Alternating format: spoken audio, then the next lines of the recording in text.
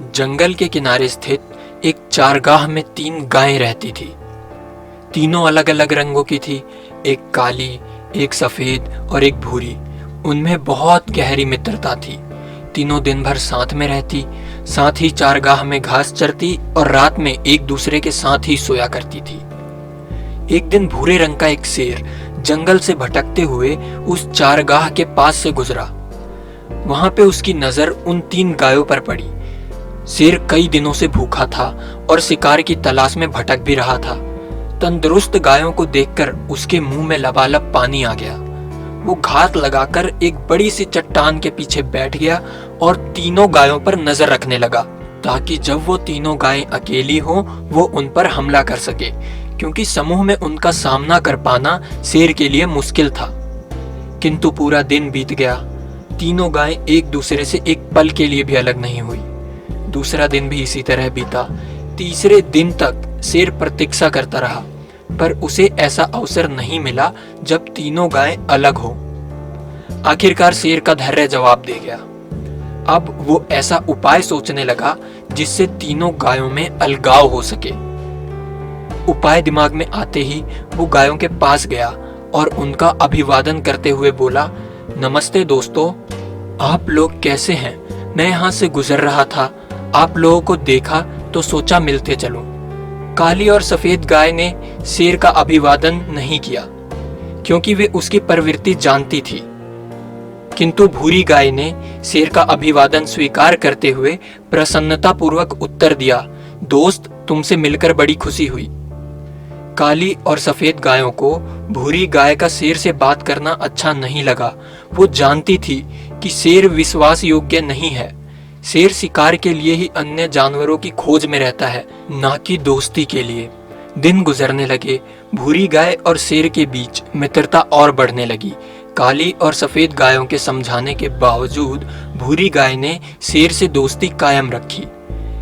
एक दिन शेर भूरी गाय के पास आकर बोला, तुम तो देख रही हो कि हमारे शरीर का रंग गाढ़ा है और सफेद गाय का हल्का।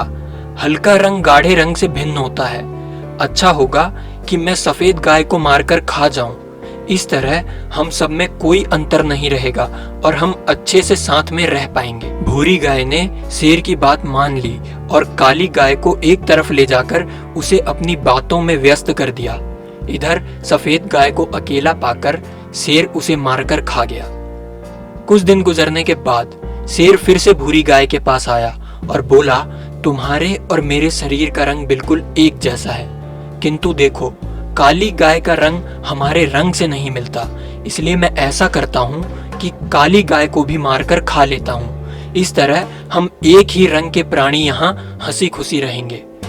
भूरी गाय ने फिर से शेर की बात मान ली और काली गाय को अकेला छोड़कर दूर चली गई। इधर शेर ने मौका देखकर काली गाय पर हमला कर दिया और उसे मारकर खा गया।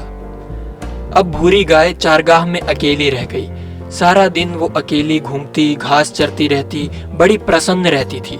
उसे ऐसा लगने लगा था कि वो एक लौती ऐसी प्राणी है जिसका रंग शेर के रंग के समान है। वो खुद को शेर के समान समझने लग गई थी। कुछ दिन बीतने के बाद शेर को फिर से भूख लग गई। अब वो भूरी गाय के सामने आया और जोर से दहाड़ा। शेर का ये रूप देखकर भूरी गाय डर गई। शेर ने बोला, आज तुम्हारी बारी है, आज मैं तुम्हें मारकर खाऊं। भूरी गाय डर से थरथर कांपने लगी और बोली, किंतु मैं तो तुम्हारी मित्र हूं। तुमने मुझसे जैसा कहा मैंने वैसा किया, अब तुम मुझे कैसे खा सकते हो? शेर ने फिर से दहाड़ लगाई और बोला, मूर्ख गाय, मेरा कोई दोस्त नहीं। ऐसा कैसे हो सकता है कि मैं शेर होकर एक गाय से दोस्ती करूंगा? भूरी गाय शेर के सामने गिड़गिड़ाती रही, लेकिन शेर ने उसकी एक ना सुनी और उसे मारकर खा गया। इस कहानी से हम सीखते हैं कि असली बल एकता में होता है। कोई भी समूह एकता के बिना आसानी से बिखर जाता है और नष्ट हो जाता है। आपने सुना होगा, एक अकेली लकड़ी को तोड़ना आसान है, पर लकड़ी के एक गट्ठर को तोड़ना बड़ा मुश्किल। किसी कार्य को अकेले करना थोड़ा मुश्किल हो सकता है, पर अगर एकता से करें तो आसानी से कर सकते हैं।